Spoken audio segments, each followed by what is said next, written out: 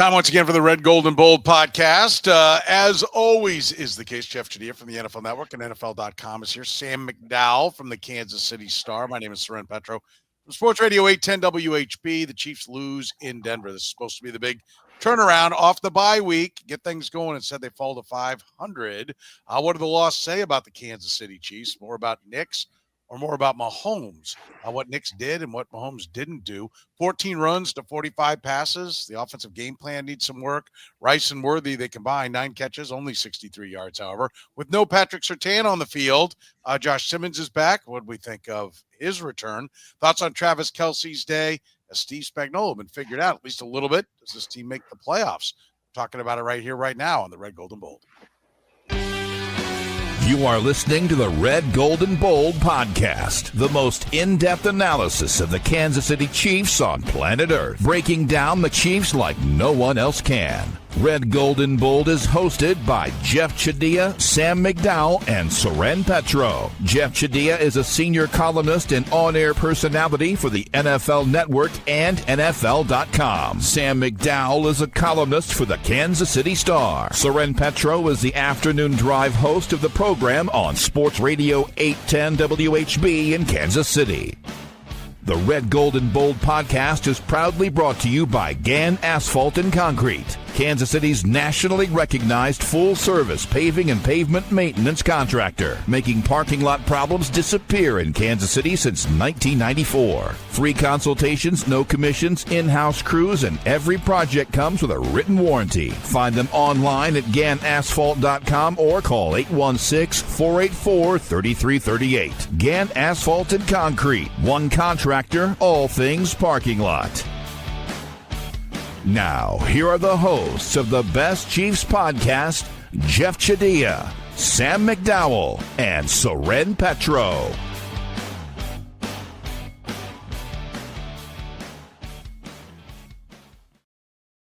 Thank you very much, Curtis. Off and running here with another edition of the Red, Gold, and Bold, and not the game that a lot of us thought it would be. For me, I thought it was a watershed moment for how we view this team. Let's start with the guys here. What do we think? What did this loss say about the Chiefs, Jeff? Says they're a mediocre team right now that has been able to feast on teams that either aren't very good or were not very healthy. And when they're playing good teams that are healthy, it's a different story. They are in a lot of trouble right now in terms of their playoff situation. I still think that, they'll make it, but at this point, it's very realistic to think that they won't make it. I don't know. I thought this 3-game stretch, Buffalo, Denver, Indianapolis, would tell you a lot about who they are, and I think it's time to start saying this team is not as good as we thought it was. Yeah, Sam, what's your answer to that question? Yeah, I mean, I obviously thought the Chiefs would win. I still think I'd pick the Chiefs next week if they were playing the Broncos, but at some point you've got to produce in the second half, and in particular you got to produce in the fourth quarter with the game on the line. And when you look at this dynasty and the quality of this team, I think the most defining characteristic of this team over the last 6 years is that they respond to in-game adversity better than anybody, like historically good at coming back from situations. And this year's team has done the opposite. Like, they have flopped when they've fallen behind in the second half. They're 0-5 when trailing at any point in the second half this year.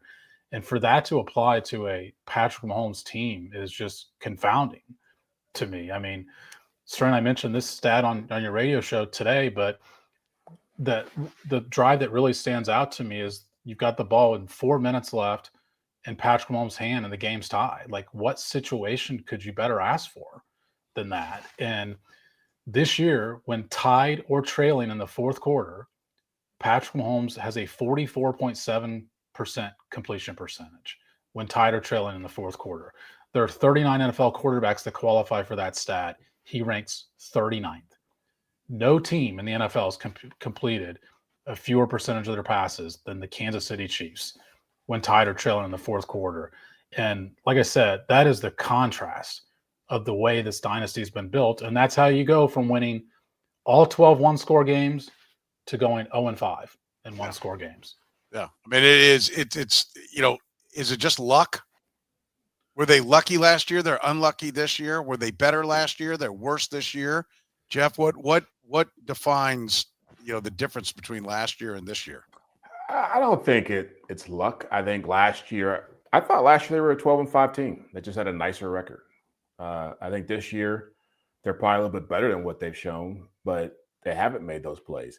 And what they've always been throughout this run they've been on is a team that's relied heavily on their stars to make plays. And now you're seeing their stars.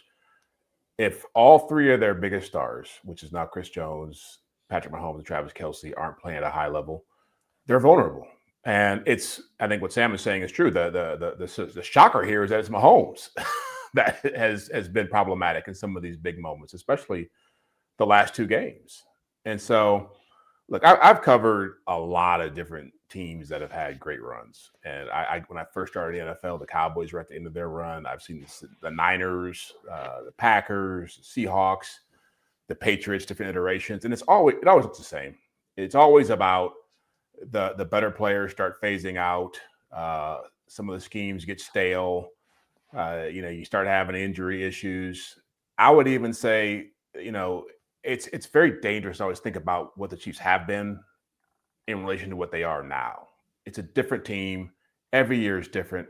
This team doesn't have the same strengths the last couple teams have had, and it makes them a lot more vulnerable in these big moments. I mean, it says a lot that they have not. I think that as much as we want to believe the Chiefs are going to keep being the Chiefs, at some point, great runs end, and you have to start moving into the next iteration of what you're going to be.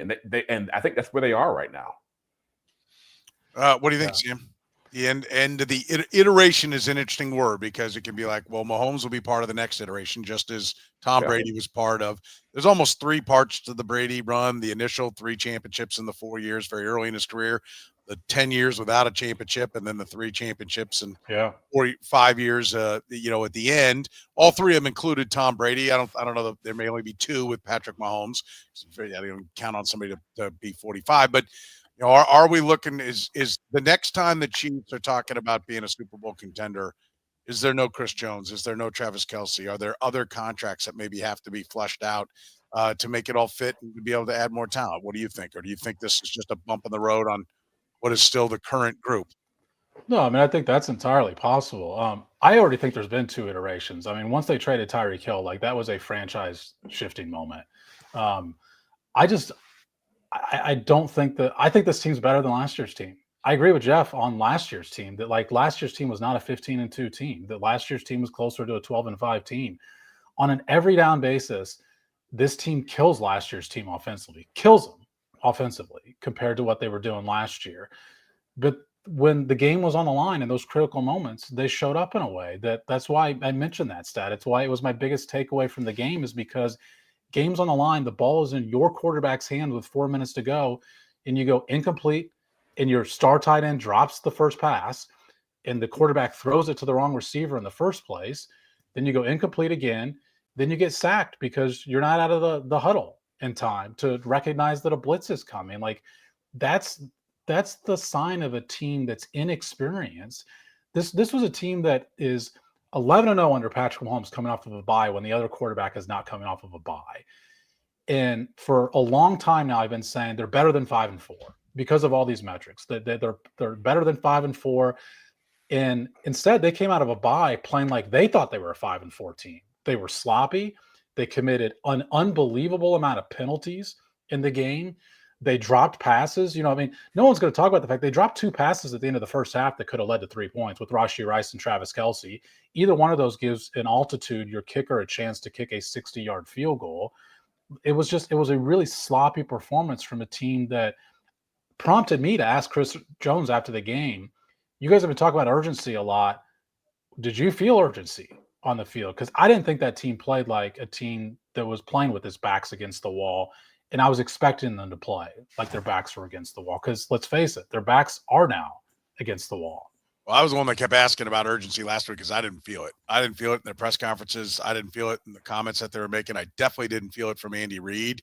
And I don't think we saw it in that game. Now, it doesn't mean that those two things are connected. It might be that just I'm an idiot for thinking I'm going to see it in their answers, but it just didn't have that vibe. I said that on a couple of Denver stations. I said, I think they're going to win, but I also don't think I'm hearing the urgency here out of this football team. And Jeff, to your point, when Sam mentions the drop on Travis Kelce, the drop on Rashee Rice, these are the stars not making plays. Yeah. Right? I know Rashee Rice isn't paid, doesn't have the big contract yet, but the way things go with the Chiefs, it's inevitable because they seem to hand them out to everybody.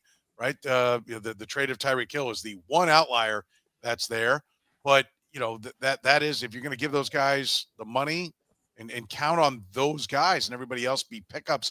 Let's Tyquan Thornton. We all like Tyquan Thornton. He's a waiver wire claim, right? That's what he is. I mean, those guys have to produce. Yeah, and I said this morning on the morning show on your station that, like, how many real difference makers does this team really have? How many guys would you say? You look at the Eagles, you look at the Rams, you look at some of these teams, the Lions, and you can, like, their difference makers jump out at you. Like, if we just looked at some of these guys and said they're wearing red and gold, and so they should be difference makers. And I think you have to earn that. And Sam has mentioned some of that. They've looked good at times, but I went back before we got on the air and looked at, the Ravens game when the Ravens were pretty depleted defensively. The Raiders game and the Commanders game really eschew what this team is, what they've done offensively. You take those 3 games away, guess what their point differential is? It's +4. It's 158 points scored, 154 points given up. And that puts you into a situation where it shouldn't be surprising that they are where they are, because they're playing teams that are better than them. And that's a hard conversation to have. And I keep hearing people say, oh, there's no great team in the league. Well, there's teams that are better than them. They're a middle-of-the-pack team right now. And when you are a middle-of-the-pack team, you need to have guys who are difference makers step up and make plays. They got guys who are good, guys who are okay, but they don't have that many guys who are stepping up in these moments and making these plays that win you these games. Who do the Broncos have? Like Patrick Surtain, Jonathan Cooper, Nick Bonito, Zach Allen. If you're gonna count Cortland Sutton. Yeah, he made some plays in that game. If we're going to count Cortland Sutton, like, we can find more than 5 players on the Chiefs better than Cortland Sutton, right? He did more than Rashee Rice did. He's our number 1 receiver. He did more than Rashee Rice, but, like, that's my point, is, like, the talent is there. I think that there's been this narrative, especially this week, that, like, the Chiefs haven't helped enough, and, like, the Chiefs have plenty of talent at wide receiver to make this happen offensively. Well, they've invested underperforming. Yes, it is underperforming. I agree with you. That's my point, is that I don't think this is a talent deficiency at all. I think the Chiefs have the talent to be better than 5-5. I also don't think that they are a middle of the pack team. I guess when you say that, the record, absolutely, they're middle of the pack. They're literally middle of the pack. But do you think they're middle of the pack? Like, if you're putting out power rankings, are you ranking them in the middle of the pack? Yeah. Yes. I'm not. I would certainly put them at the top of all 500 teams, and I would probably find some teams that have winning records that I would put them above. But I am starting to move them down the list, because when Andy Reid says we've got a couple things we need to clean up, that's not true. They have many things. There are a lot of things that they are not doing. There are also some things, Sam, I do agree with you. It is befuddling, because there are some analytics things, like just the point differential, the yardage. It all says that they're top 10 in points, top 10 in points allowed. And I know you, Jeff, you said take those 3 games out. Well, okay, take the 3 worst games out, and they look pretty good too. And then if you play it the other way, I mean, the Bill Parcells line, they are what their record says they are. Yeah. They're 5-5. I think the question is the reason they're 5-5 because they've gotten old in spots, because their scheme has gotten old and stale? I am very much on board with that one right now. I think there's a lot of issues with that we'll get to with some of the other topics here in a minute. But or is it that, one, they have been a little bit unlucky? Like Patrick Mahomes, you throw some interceptions, but if you throw them in the right spot, they don't matter. But if you throw them in the wrong spot, in the red zone, and then you also, they're just god-awful picks where the defender is catching it and is able to go right. These aren't like, oh, I'm running the wrong way, catching it, and I ran into your end zone and took a kneel down to bring it out to the 20. They are caught with nobody between me and the other direction, and I am gone for big chunks of yardage. I mean, that's not characteristic of Patrick Mahomes. So there is a reason to believe, like, those will go away. But the offensive line, it's all right, but it's the second most expensive offensive line in football by cap number. I don't know where I don't see the guy that's going to suddenly turn the corner. I guess that's the thing is like, I felt like 2 years ago, stop throwing it to Sky Moore and stop throwing it to Kadarius Toney, and you alleviate a lot of your problems. Travis Kelce's dropping it. You're not going to stop throwing it to him. Rashee Rice is dropping it. You're not going to stop throwing it to him. Xavier Worthy is not making plays down the field. I mean, that's one of the things I was looking at. They have targeted 27 times to Rashee Rice at less than 10 yards. 5 times, 10 to 19, 3 times, 20 or more. That's it. Like they just don't. Everything is dink, dink, dink, and then they lob a grenade over the top, hoping to back everybody off so they can go back to dink, dink, dink. There's nothing in the intermediate. We talked about that last year, Sam, that they didn't have that. It's the same story with Xavier Worthy. All his stuff, same thing. 24 targets under 10 yards, 11 targets in the intermediate, of which he's caught 6. 10 targets over 20 yards, he's caught 1. Yeah, which is way more than last year. But they just feel like, to me, they're like, look, we'll do it. Now, will you back off and let us run our little fun crap underneath? And they don't. Yeah, I mean, I understand the sky's falling in Kansas City right now. But let me point out like the reason, like when I say metrics, this isn't like DVOA stuff where people think there's some subjectivity, even though there's really not. They're second in the NFL in points per drive. Second in the NFL in points per drive. They are second in the NFL in yards per drive. They have punted the second fewest times in the NFL this year. The highest percentage of NFL possessions to reach the red zone in the NFL are by the Kansas City Chiefs. The highest frequency of getting into the 20 is the Chiefs. Like this is not an offense that needs to be overhauled. I see the problem here because Sam is looking at the offense, and there's defensive problems. There are special teams problems. I'm counting the points of the offense. Their defense has problems for sure. That's what I'm saying. But that's the point you're making about them being better. And that's what I'm saying. The argument that they're one of the better teams in the NFL doesn't carry weight for me because they are not good defensively, and they've made a ton of mistakes on special teams, and penalties are a huge problem. Yes. The red zone interceptions are a problem. They're doing things. It's not just. I think that's what they've created. They've created the sense like if they're good offensively, they should be a good team. But I want to back up specifically to the stats that Sam is giving because I think they do tell part of the story. All those things are true that Sam said. Points per drive, but they have the fewest drives. Right, they have most drives. I pointed that out on your show today. But all you can do is what you have. I know, but I want to point out why that's why that it sounds great. What were they, first or second in points per drive? They were second points per yard. Second points per drive. I want to point out why that is not translating into wins. It's because they don't get many drives, which means that, okay, great, most of their drives end up scoring, but they all take so long. And they also, to Jeff's point about the defense, even though I think they are a good defense, they're not great. And what they don't do is get people off the field quick.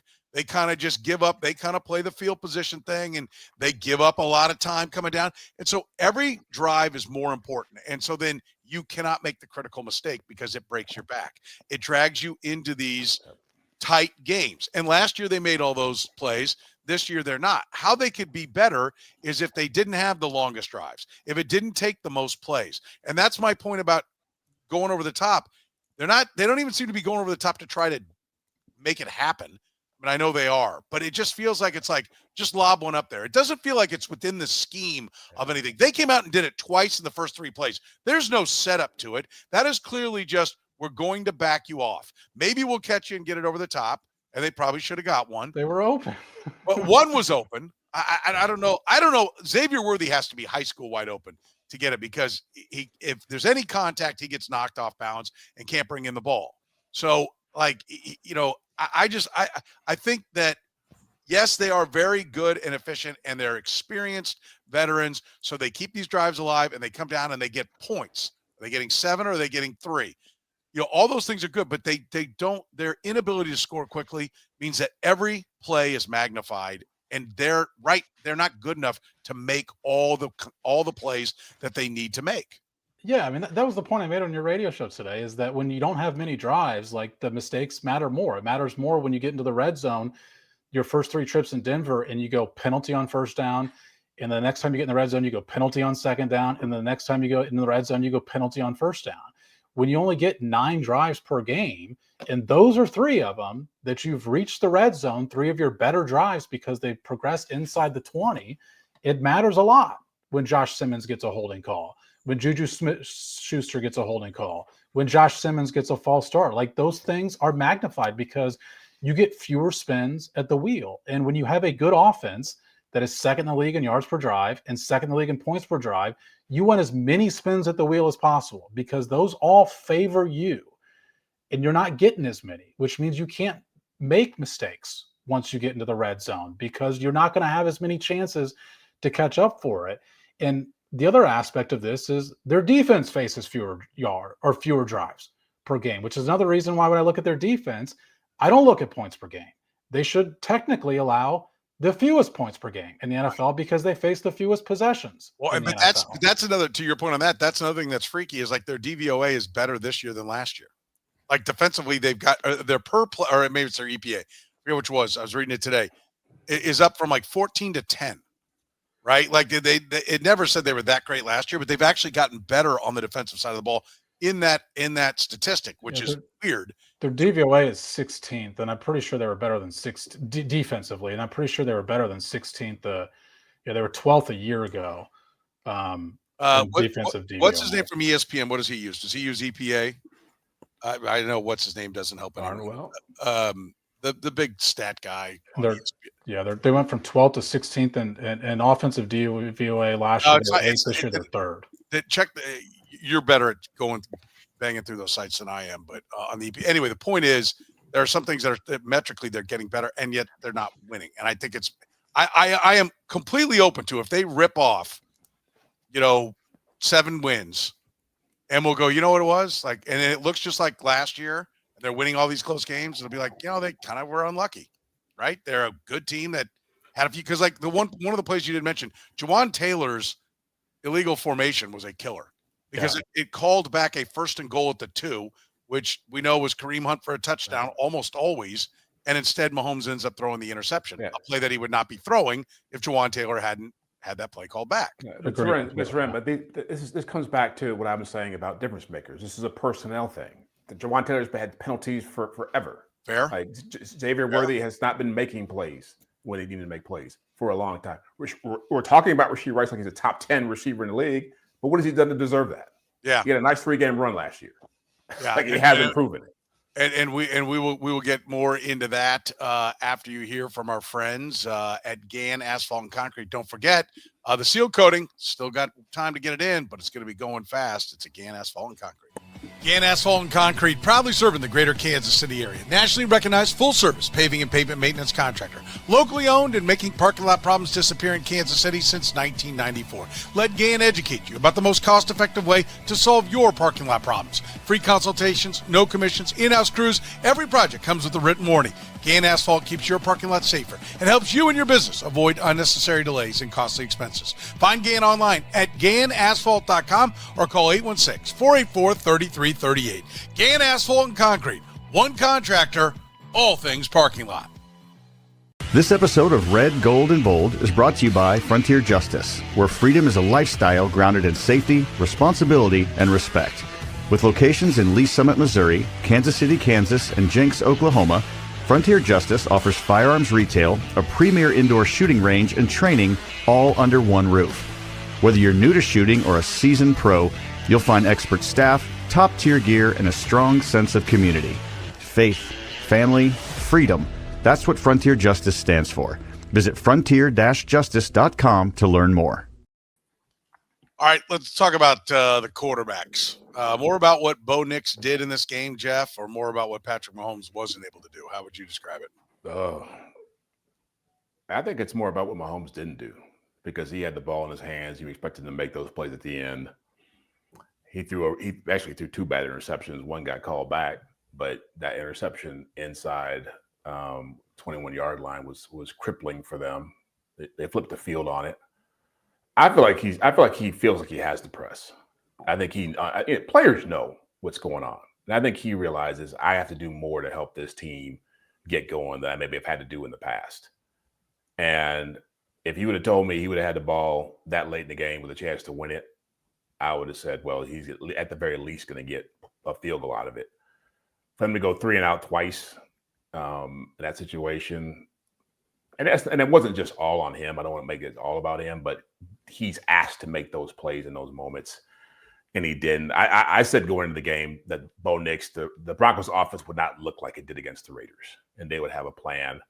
And Bo Nix did some good things, but you want Mahomes against their strength on strength. You want Mahomes against their defense, and their defense won. So I think it was more about what he didn't do. How about you, Sam? Bo Nix, Patrick Mahomes? What was it more about? Yeah, I mean, I thought I've watched a lot of Bo Nix this year. He made some throws I haven't seen him make all year. I mean, I was looking at the PFF numbers on him today. They credit him with 4 big-time throws, which is his career high. But downfield, he was 5 out of 8. And I mean, the last throw he made in the game was great, even though I think there was a lot of attention on Christian Fulton being in the game on that third down play. That's still a gorgeous throw that he makes up the sideline to Franklin on that play. But 5 of 8 on downfield throws. Having said all that, I have to go back to Mahomes because he's 1 out of 6 downfield, and he had his chances in that game. And by the way, the one was a terrific adjustment in the air by Tyquan Thornton, which would be one of the items on our list today had the Chiefs won the game, because that was the only play that seemed to get the offense going. If you want to know like how hard of an adjustment that was, like watch the defensive back McMillan on that play, because he falls on his ass trying to adjust that play. Like that was a tough play. And so like it's a good throw that he gives his receiver a chance, but that's the point, is he didn't give his receiver a chance on the other downfield throws. 2 of them, now he did get 2 DPI calls, but he's got to hit Xavier Worthy on the second snap of the game. And I think he should hit Tyquan Thornton on the 4th snap of the game. That's not as easy as a throw as the one to Worthy was in that series, but how different is the game if he completes one of those 2 passes to open the game? And to me, because that's the trend, Bo Nix playing well has not been a trend this year. Patrick Mahomes not throwing the ball downfield, or the Chiefs not throwing the ball downfield and converting on those plays, even when they are open, that's a 3-year trend now. And so that's why I think you have to say it's more about that aspect of it. Yeah, I have to say it's actually what Mahomes didn't do. I agree. Not hitting the deep balls. I don't know why they were late getting out of the huddle on that last one where he gets sacked, but he had something to do with it, right? And then they didn't have time to call everybody out. The rush was coming right at him. He's the one that's pulling it all the time on the RPOs. Andy Reid, some people think, is selling him out, saying, well, the reason we didn't run the ball more is because you got to remember, we had our RPOs called, but we threw it there. Now then he said, like, well, you get 4 or 5 yards. That's as good as a run. And that's one of the other things, like the RPO is getting a lot of the, and I'm not the biggest believer in run a million RPOs. Chiefs run the 3rd most RPOs in football, but they have by far the most passes out of it. It's like something like 80 passes to 17 runs or something like that. I mean, so you give Patrick Mahomes the option, it's going to usually look pass to him. And I'd like to see more downfield runs. They're averaging something like 6.3 yards per rush out of the RPOs and 8.1 yards per pass in them. So, but I think the problem is just all the draws that aren't RPOs. I don't know. In this game, I think they got caught with some of the RPOs, not doing what they needed to do, but he never really looked in rhythm. They had the 2 drives, one that ended in an interception, and then the one that they scored on. You're like, okay, now they're getting into the rhythm. This is the second half of the Washington game, just against a better opponent. They're going to get going. Then it completely went away at the end. So again, I would tend to lean more towards the game plan kind of sucked. And I think the game plan's been off here for a while, but I would have to side on the Mahomes side of this one. I mean, I don't know how you couldn't. How about the fact that, I just mentioned, Jeff, the RPO part of the equation, but 45 passes to 14 runs. I mean, yeah. Thoughts on that plan? If you would have told me they were going to do that, I would have picked them to lose by an even bigger score against that defense. Like that to me is a crazy game plan. It's the similar game plan that they had coming into the Super Bowl when they played Philadelphia and they came on through like 10 passes in the first 9 plays, or 9 passes in the first 10 plays, and was like, they're going to get slaughtered here because they can't block these guys. Now they did a good job of dealing with that pass rush for most of the game, but again, it just speaks to so much of this offense is built around Mahomes has got to make it happen. And they're doing not a whole lot to make it easier for him. Sam's made that point about Josh Allen for a couple of years now. You can look at other quarterbacks in the NFL. Look at what the Rams do for Matthew Stafford. Look at how much they change things up, and now they're a 3 tight end team a lot. And it's like they're doing so many different things to make the game easier for their quarterback. And this team does more things to make it harder for their quarterback. And in a close game, with a big pass rush, and you're calling 13 runs for your running back, and Mahomes ran for one of them, like that to me is crazy. And maybe it's just time for Andy Reid to bring some new voices into that building who aren't aligned with him, aren't beholden to him, who are going to speak truth to power and tell you, here's what we're doing in the NFL these days to make it easier for the quarterback. And we can do the same stuff here for your guy. But that to me was a perfect example of what's wrong. I think this offense has gone stale for sure. You can sign me up for, like, if it keeps going the way it is and they make no changes to the coaching staff, I will tell you it's the beginning of the end. Yep. Right? That'll be my vote. That Andy Reid is just locked in, not seeing it, and just protecting his boys and not thinking big picture, because there are a lot of things that are not looking good. They have 7 games to turn it around, make it look different. What did you think of the game plan overall? I mean, this is somewhat still a referendum on the offense as a whole, but in this game, what did you think of the game plan, Sam? Yeah, I just think it's about what Patrick Mahomes has to do. I mean, I really think this narrative about the Chiefs running the ball more suddenly makes them 10-0 has just gotten so far down the road and out of hand. And like, I'm supposed to be advocating that Patrick Mahomes turns the ball and hands the ball off to 30-year-old Kareem Hunt, or that he hands the ball off to Isaiah Pacheco, who is far less effective than 30-year-old Kareem Hunt, and that's going to solve everything that's going on with the Chiefs right now. This is a personnel problem. It's why the 3 of us sat here on this podcast all summer and said, what are they going to do at running back? In training camp, when we listed their biggest positions of concern, what are they going to do at running back? I mean, I understand that people think that the Chiefs are only defending the pass because the Chiefs will only pass, but there's 2 reasons why teams aren't defending the run. One is because the Chiefs don't run it, and 2 is because they don't care about the consequences when the Chiefs do run it. And their success rate is high, and its success rate's a stat that I use a lot. It keeps the chains on schedule, but there's something else to couple with it, which is they are dead last in the NFL in explosive rushing yards. Dead last. So if I play you guys to pass the ball and you run it on me, and the worst that's going to happen is I give up 1 10-yard carry one time, who cares? Like, that's not going to make me get out of this defense and start defending the run. There's nothing the Chiefs can do with this personnel to make teams start defending the run. And that goes back to why I said the game plan to me is indicative of what Patrick Mahomes has to do, because their other options stink. If you think running the ball is going to solve what the Chiefs are going through, you're not paying attention to their personnel in the backfield. Well, and to add to that, before you go, Soren, teams have realized their most dangerous runner is 15. Yes. Why he's not getting that anymore, and why he's pressing even more throwing the football. Because he knows at least I can make a 12, 15-yard run out of something. He's not getting that anymore. So if you put Saquon Barkley in the backfield, Sam, I would run the ball. I'd run the ball a lot more. Right. Understood. But what would they be? They're passing. Record-wise. Their passing offense would be record-wise. Well, as you know, I think they've lost games they shouldn't. Right. So, like, I don't think they lose to the Broncos. I don't think they lose to the Jaguars.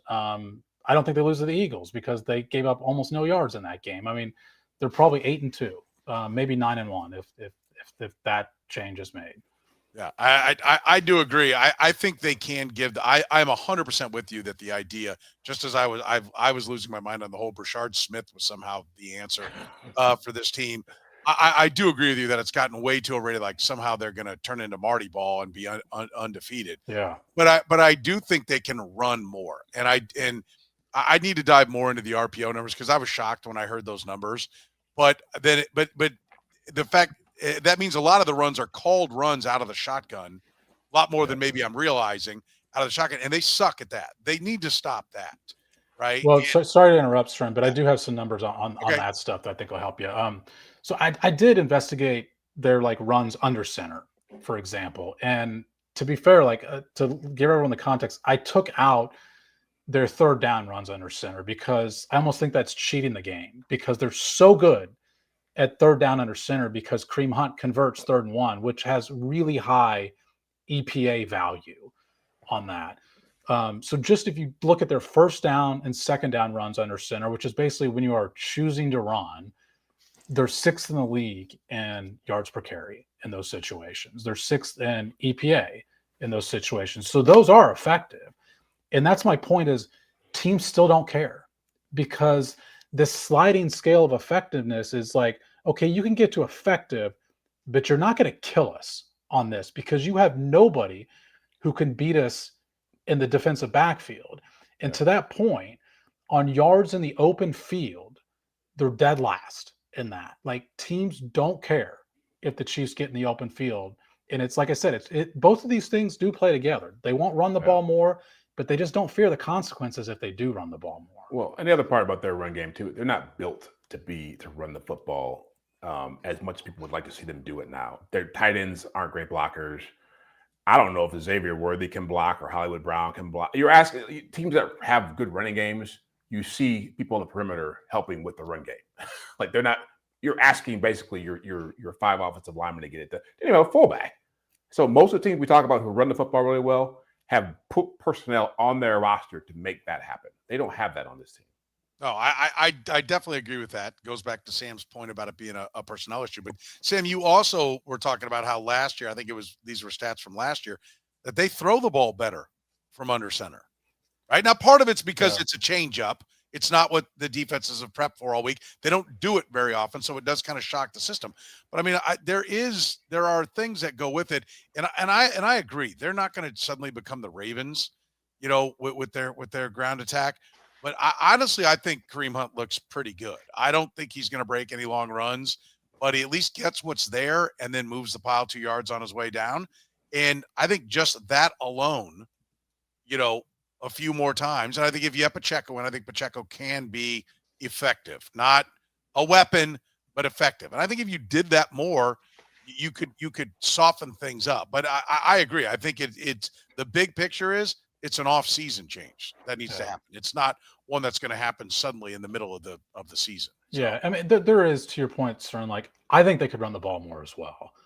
I just don't think that this is a solution to what they're going through. If they started running the ball more, I'm not like, oh, now they're good. Like now they're going to beat the Colts. Now they're going to rattle off the next 7 wins, and like everything's going to be fine. And I think that's where the narrative has like created this chaos to it that it's not based in reality. Like, look at the personnel they have in the backfield and tell me who should be getting the ball 25 times. I agree with that. No, I there's definitely no one that should be getting it 25 times. I will agree wholeheartedly with that. All right, we want to get into the 2 wide receivers. We mentioned Xavier Worthy, Rashee Rice, where they are. Josh Simmons coming back. We'll do it after you hear from our friends at Italian Delight.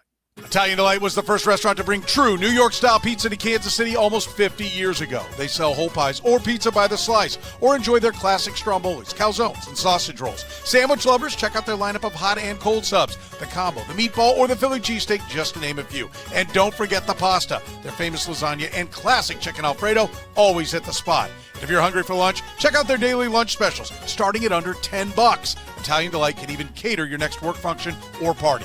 Dine in, carry out, or delivery, it's Italian Delight. Located just 3 minutes east of Kansas Speedway at 8145 State Ave in KCK. Check out the menu and order online at ItalianDelightKS.com. Kansas City's own Italian Delight. Gann Asphalt and Concrete, proudly serving the greater Kansas City area. Nationally recognized full-service paving and pavement maintenance contractor.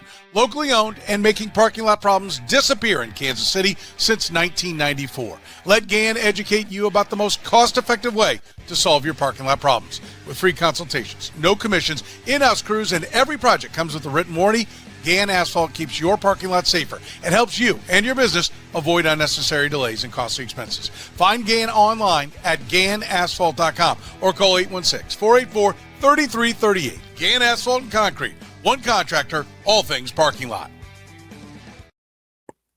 All right, let's get into the receivers a little bit. 9 catches, 63 yards, no Patrick Surtain. We've talked about Patrick Mahomes and his issues. We've talked about scheme. How much of it's just playing the wide receivers aren't what people think they are, Jeff? It's a big part of it for me. again, I said last week that Patrick Surtain being out, it's time for Rashee Rice to have that big game, takeover game, and 2 drops. And other than that, I didn't see much of him on the field do anything else.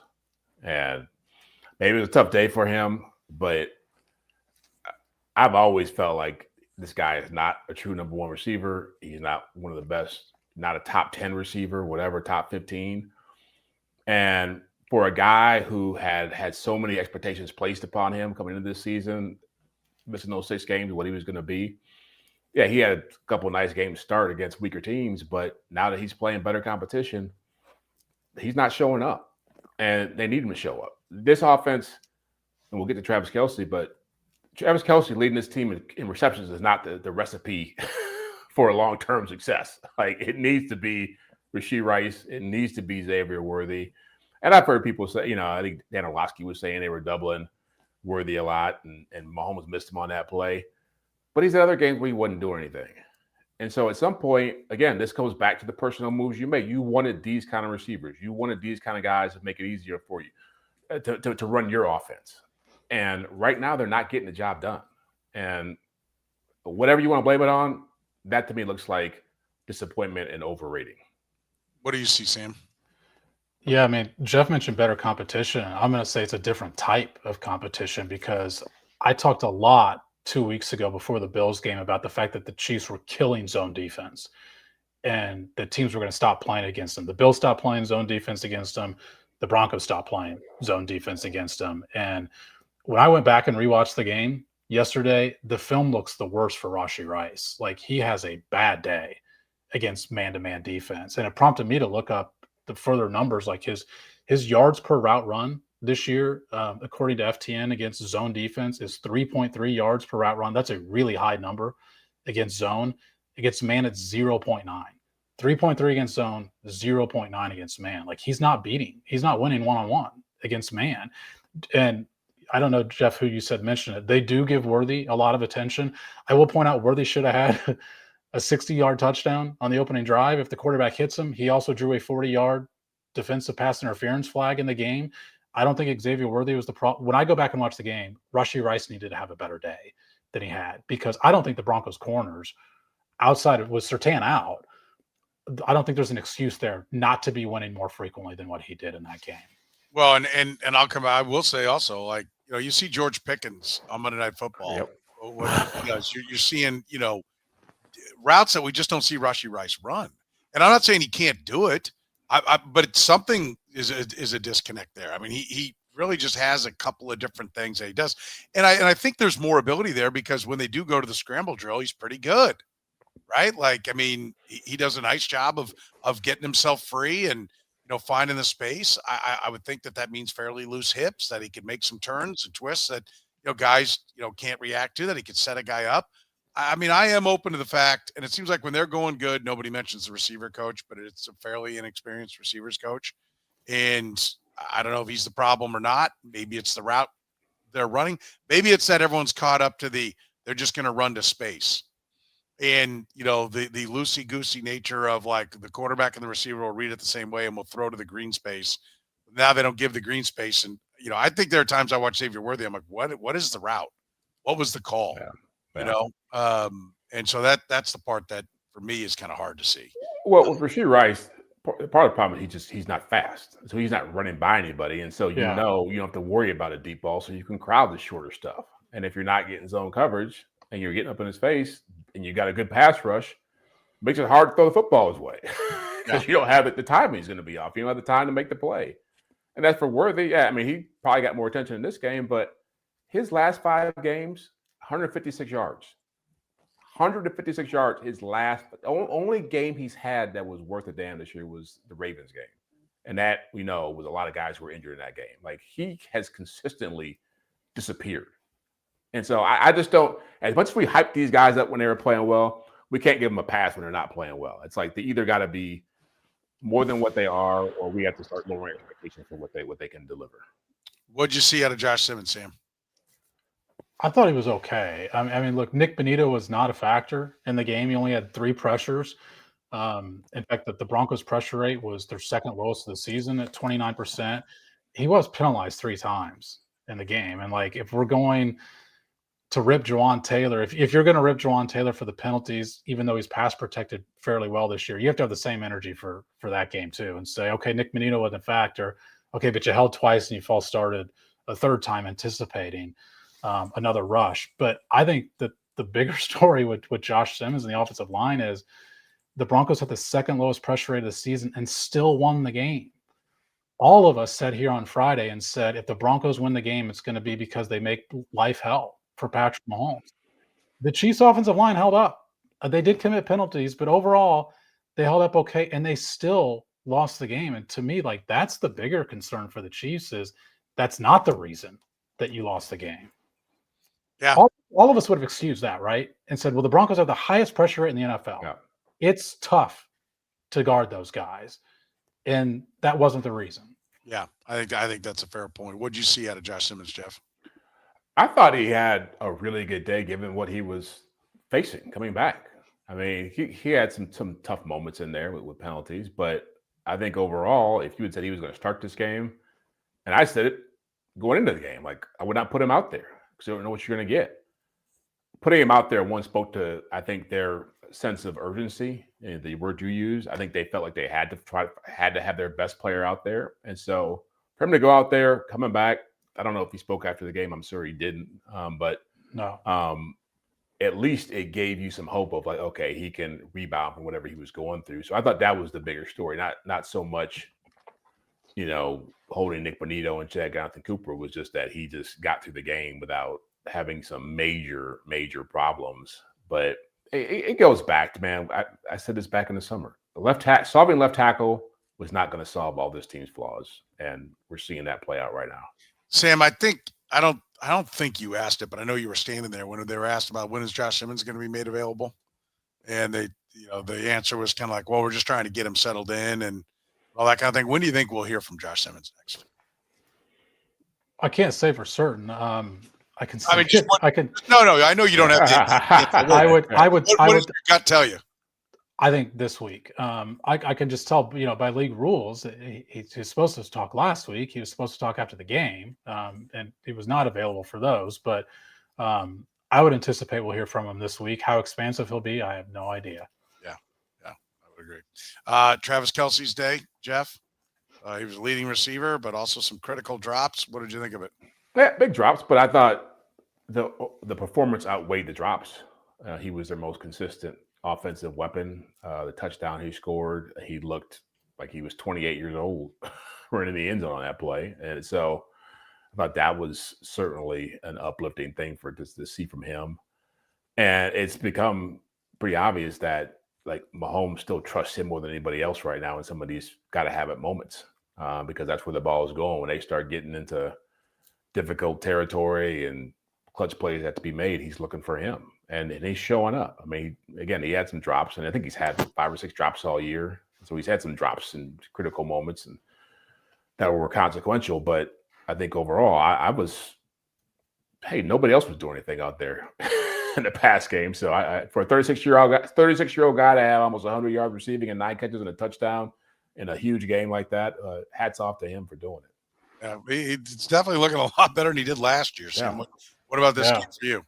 Yeah, I mean, I agree with all of Jeff's analysis there. I mean, that play where he shakes Hufanga off of him and just goes in for a touchdown. I mean, I know I mentioned a lot last year the fact that he was not breaking tackles in the open field. He had 3 of them all season. He's already got 8 this year. I mean, he's looked a different player. But I also have to double down on the real point here, which is what Jeff said is, when the game was on the line, like that's who Patrick Mahomes was forcing the ball to, not throwing the ball to, forcing the ball to. That drive I mentioned where they give the ball to Patrick Mahomes with 4 minutes to go and say, hey, go win the game. First down, he goes to a covered Travis Kelce, who drops that pass, by the way, but he's got Hollywood Brown open at the second level and just doesn't give it an extra beat to look for. And I asked him after the game about the drive, and he said that was the play he regretted. There's a reason, though. His instinct told him to go to Patrick Mahomes. And that's when the game's on the line, crunch time, and a must-have-it game, he's still going to the 36-year-old rather than this crop of wide receivers that they built around him. And it's hard for me to ignore that part of the point with Travis Kelce's day. Yeah, I would agree. All right. How about this? Do they make the playoffs? I think they do. The math is kind of fuzzy because I think they're going to have a hard time beating the Colts. And if they can't beat the Colts, then it gets really weird. 11 wins, to me, it makes them safe. 10 wins puts them in a precarious position. I don't think they're going to end up with 9 wins. But I look at Indy, Texans, Chargers, Broncos as being, really the games that are going to decide what happens there. Cowboys are kind of a wild card here if their defense actually can improve. Short week, Thanksgiving. But I think that Texans game is a really huge wild card game for them because if they end up losing it, the Texans are surging. Now you got 4 teams ahead of you in the wild card race. And that's what makes it fuzzy for me all the way around. Is like there's so many teams that are ahead of them who got to start losing.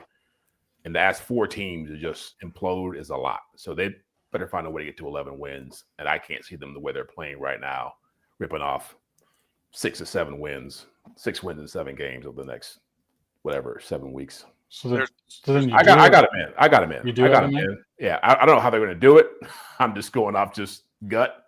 But I think it's a very, very difficult road for them to get to 11 wins. Sam? Yeah, I mean, I still think the Chiefs are a good team, but you can't ignore where they are. I mean, it's not just that I think they'll get in, but it's not just that they're 5-5. They're 0-4 against the AFC playoff field right now. Yeah. And so all those tiebreakers you mentioned, Soren, I mean, you have the tiebreakers always memorized down to 3 or 4. You don't have to go past 1. It's head to head. You lost to Jacksonville. And right now, I mean, you could get it back against the Chargers potentially, as long as you win the rest of your division games. And that may end up being the best path is to eventually pass a Chargers team that's playing without its tackles. But yeah, I mean, it's hard to ignore the fact that even if you are on my side and believe on a per play basis, this is still a good football team. They're 5-5 without the tiebreakers against every team ahead of them. Like it is a realistic possibility that they miss the playoffs. They have to start winning these conference games because their conference record is so bad. Like that's one of the problems. It's why they need this game against the Colts because it's if they're going to lose one, if you could be like, okay, we're going to get to 10-7, or we're going to get to 11-6. Okay, lose the Cowboy game and win the others because you need to start banking some conference wins because you start getting into conferences wins are big on 3-way ties and so there are paths to get there. But the Texans game becomes critical. I think this Colts game is critical. You cannot, I mean, we're going to put the Titans and Raiders in the win column. That's got to happen. I just think 10-7 puts them in a really precarious spot, But you know what? I will say this. If they don't make it for their long-term future, I don't know that that's the worst thing. I agree with that too. I think it forces you to have some tough conversations and make some real reset type moves as opposed to another problem with this team that's underrated. They've relied on a lot of guys who they thought could still get the job done.